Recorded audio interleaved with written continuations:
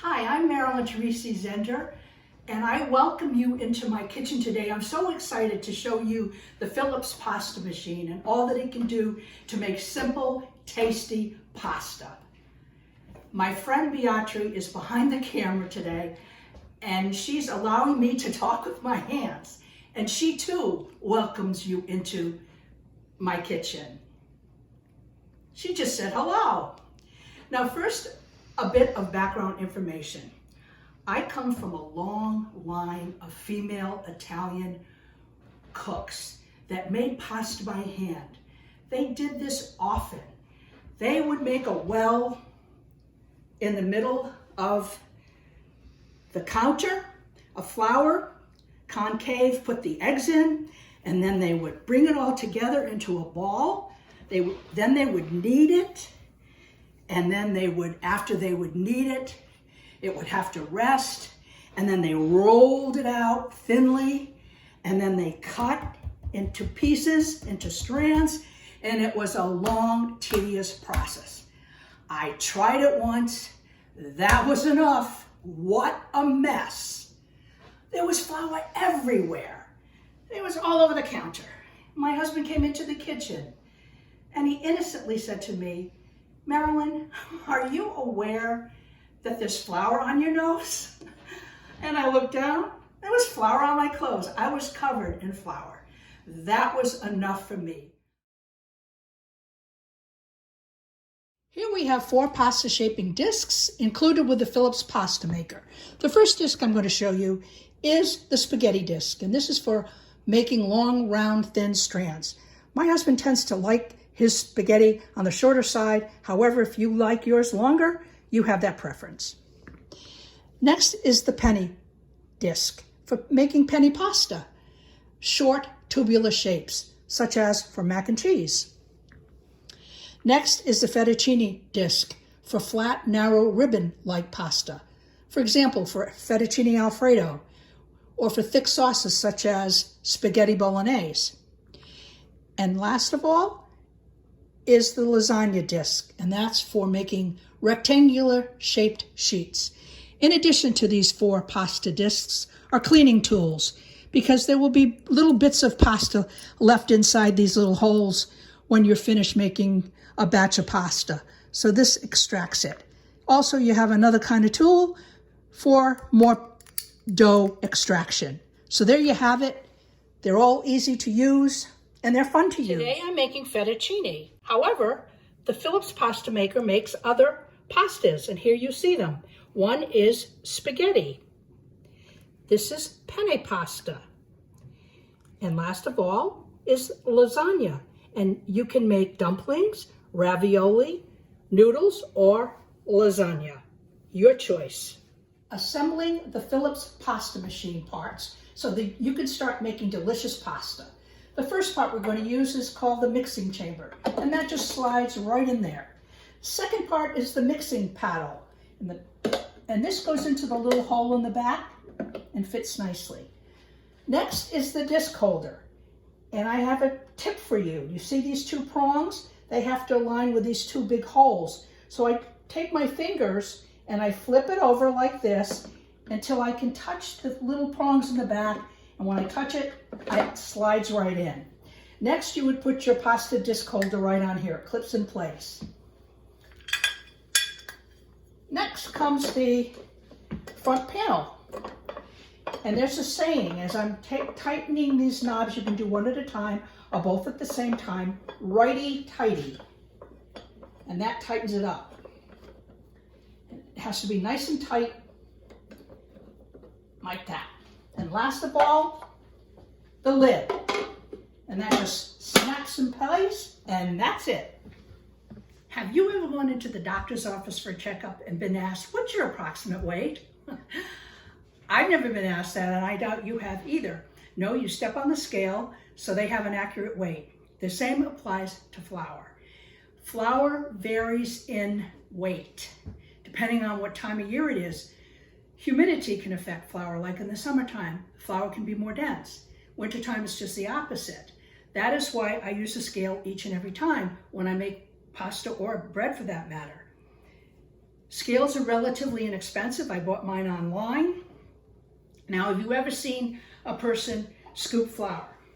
Some people scoop it like this, and then they level it off. One big scoop, and they don't weigh it. Others might sift it and do this. Now, what is important is each one of those methods weigh differently, as much as 1 to 4 grams of flour.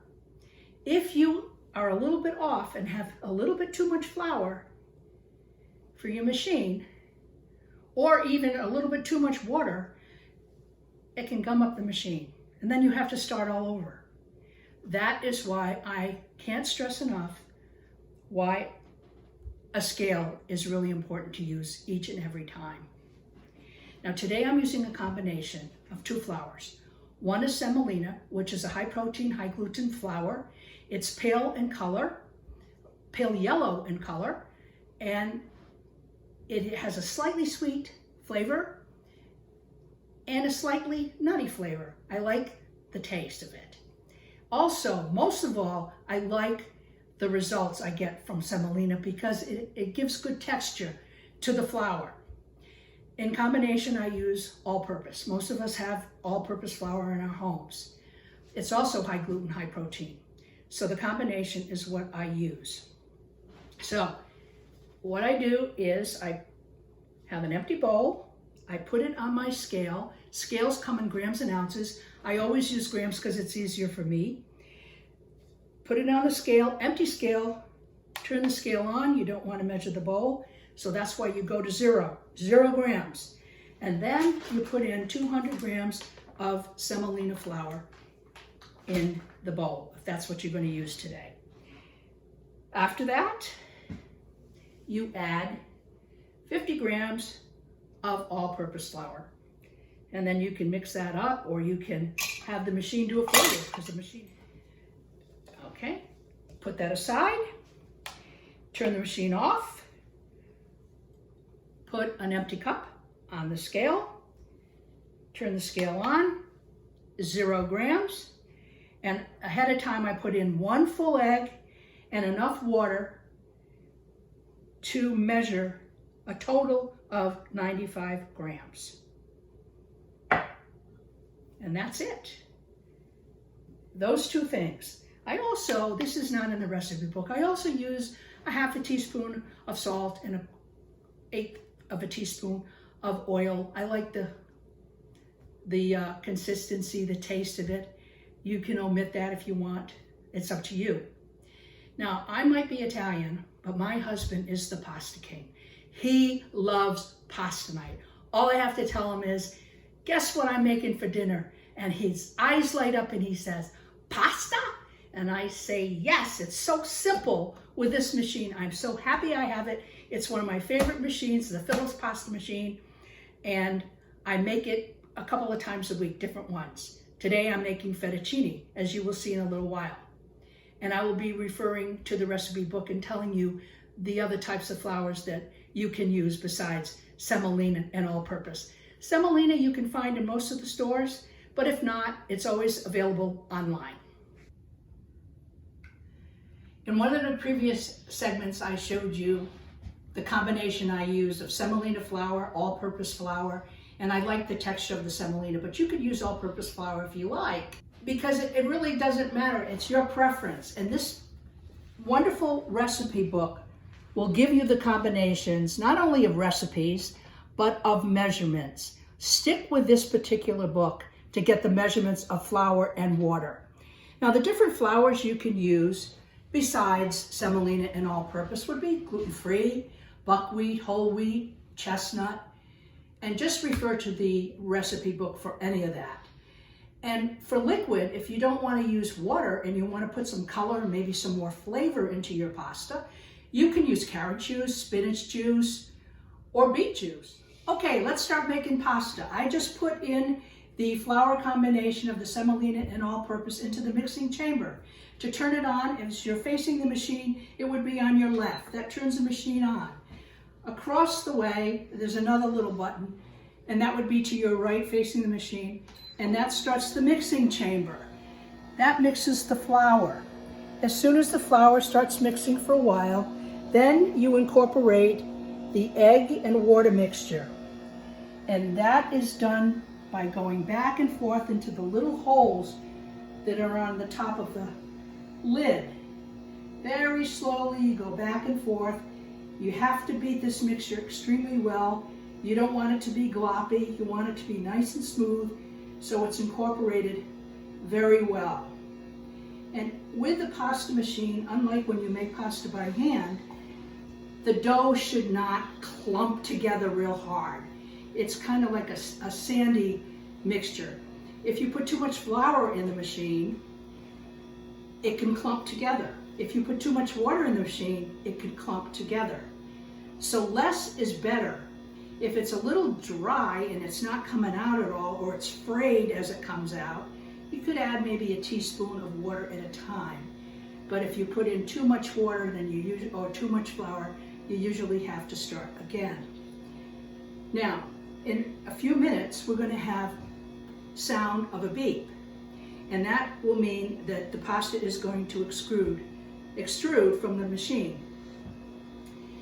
When the pasta comes out, you'll see that I will be cutting it. You can cut it in any length that you want. Some like long strands, some like short strands. I prefer, maybe 6 inches or so. And then I use this scraper that comes with the pasta machine to cut it. And then I twirl it and put it in little balls. And you see there's flour on this pan. And sometimes I use a little bit of flour to keep it a little drier. And once they're in little piles, and this will make about 10.5 ounces, which is a little bit more than 8 ounces. 8 ounces is half a pound, and 10.5 ounces is a little bit more. It feeds about 2 to 3 people. I like to make one batch at a time rather than combining and making a big batch. I think the results are better that way. At least for my situation, it seems to be better making separate batches. And it doesn't take that long. The machine can rest 15 minutes in between batches, and then you can feed 4 to 5 people with 2 batches. So we're waiting for the beep, and it's going down to 23, and the pasta, fresh, is put in boiling salted water for maybe 4 to 5 minutes for fettuccine. Taste it after 4 minutes and see if you like it. It should be a little, not too chewy and not too soft, just right to the tooth. They call that al dente. And okay, you heard the beep. That means that the machine is going to start pushing out the pasta. So soon the pasta should be coming out. And here it comes. Here it comes. See, it's all squiggly. It's so exciting when I see it coming. Yay! Look. And I add a little flour. You don't have to, but that's about the length I like it. And you go like that, and you twirl it, and here comes some more. And the nice thing about this pasta, if you don't cook it right away, which Beatrice and I are going to do because we're going to eat it, is that you can put it in the refrigerator for a couple of days, or if you want to freeze it, put it in baggies, and then have the salted boiling water and add the frozen pasta directly to the boiling salted water. And that will cook until you like it, maybe a little bit longer because it's frozen. But fresh pasta cooks very quickly. What I like about fresh pasta, besides the taste and the structure, is that it just tastes fresher. When you go to the store and you see the pasta in plastic wrap, it looks like leather to me.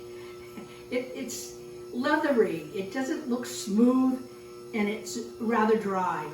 I don't like the fresh pasta that you get in some of the stores, and that's why I like making my own. And I make my own every 2 to 3 weeks, every 2 to 3 times a week. Look at this. Wonderful. This is great.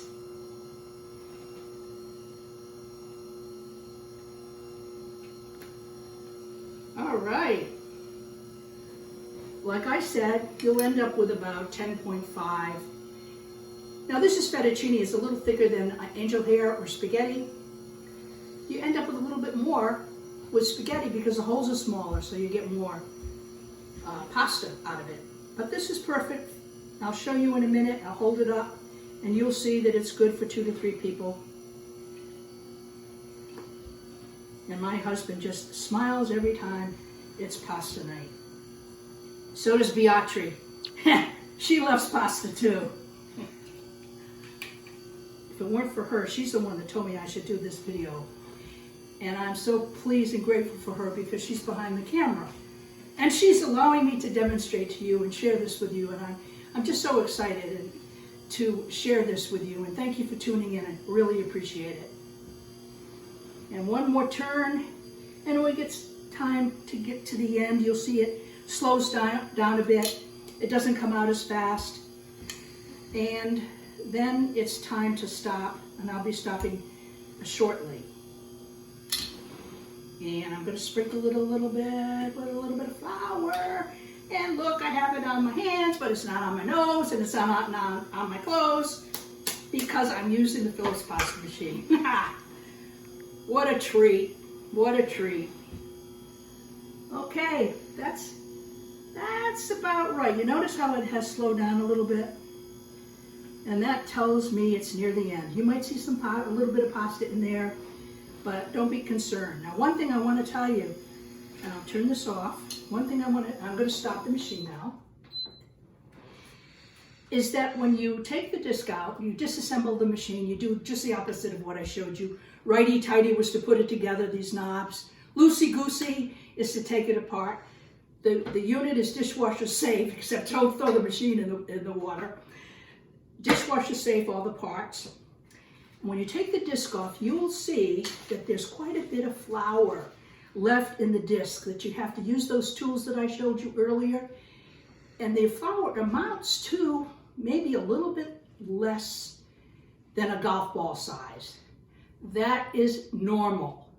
That will not extrude through the machine. So if you see that, don't be upset at all. That's very natural. So here it is. Here's the pasta. Good for 2 to 3 people, depending on your appetite. My husband has a pretty good appetite, so I usually have just a little bit, and he has the rest. And that's it. And I have put a dent in this.